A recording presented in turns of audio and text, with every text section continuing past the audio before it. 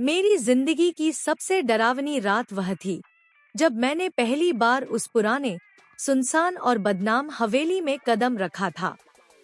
गांव के लोग उसे भूतों वाला घर कहते थे और शाम ढलते ही कोई भी उस रास्ते से गुजरने की हिम्मत नहीं करता था। लेकिन मैं अपनी जिद और जिज्ञासा के चलते उस रात वहां ठहरने का फैसला कर चुका था। जैसे ही सूरज क्षितिज के पीछे गायब हुआ, हवेली के टूटे हुए दरवाजे को धक्का देकर मैं अंदर दाखिल हुआ। दरवाजा इतनी जोर से चरमराया कि जैसे किसी ने दर्द में कराहते हुए चीख मारी हो। अंदर घुसते ही एक अजीब सी सड़ी हुई गंध ने मेरा स्वागत किया और हवा में ठंडक ऐसी थी जैसे कोई अदृश्य परछाई मेरे बेहद करीब खड़ी हो। दीवारों पर जाले लटक रहे थे, फर्श पर धूल की मोटी परत जमी थी और हर कदम पर ऐसा लगता था जैसे कोई मेरे पीछे पीछे चल रहा हो। मैंने अपना बैग नीचे रखा और टॉर्च जलाई। रोशनी की पतली सी किरण अंधेरे को चीरने की कोशिश कर रही थी, लेकिन ऐसा लग रहा था जैसे अंधेरा खुद जिंदा हो और रोशनी को निगल रहा हो। अचानक ऊपर की मंजिल से किसी के चलने की आवाज आई, धीमी, घसीटती हुई चाल, जैसे कोई बहुत पुराना ज़ख्म लिए चल रहा हो।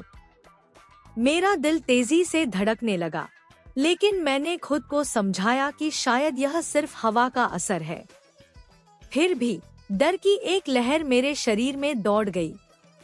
मैंने सीढ़ियों की तरफ देखा, लकड़ी की पुरानी सीढ़ियां जो हर हल्की सी हरकत पर कराहती थी। कुछ देर तक मैं वहीं खड़ा रहा, खुद को संभालते हुए, लेकिन फिर जिज्ञासा ने डर पर जीत हासिल की और मैं धीरे धीरे सीढ़ियां चढ़ने लगा। हर कदम पर सीढ़ियां चरमराती और ऐसा लगता जैसे कोई मेरे कदमों की गिनती कर रहा हो।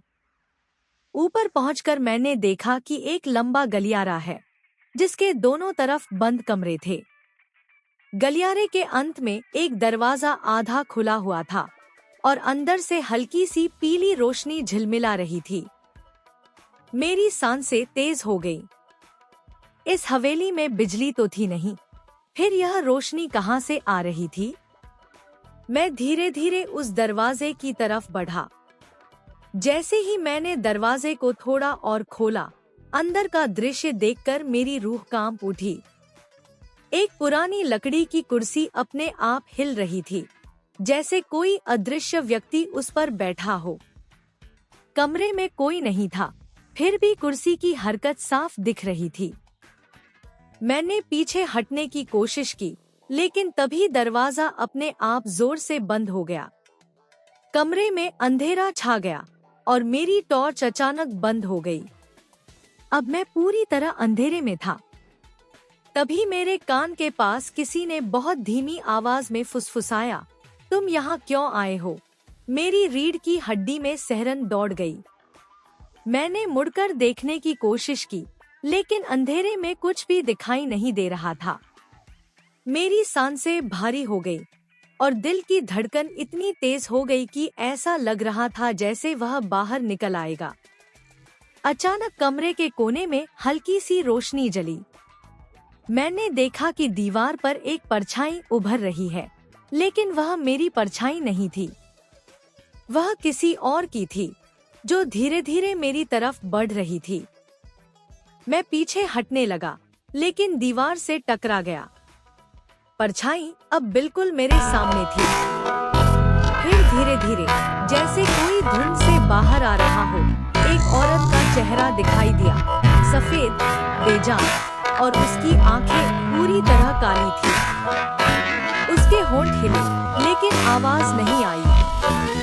फिर अचानक उसकी गर्दन एक अजीब कोण पर मुड़ गई और वह जोर से चीखी। मैंने पूरी ताकत से दरवाजा खोला और बाहर भागा।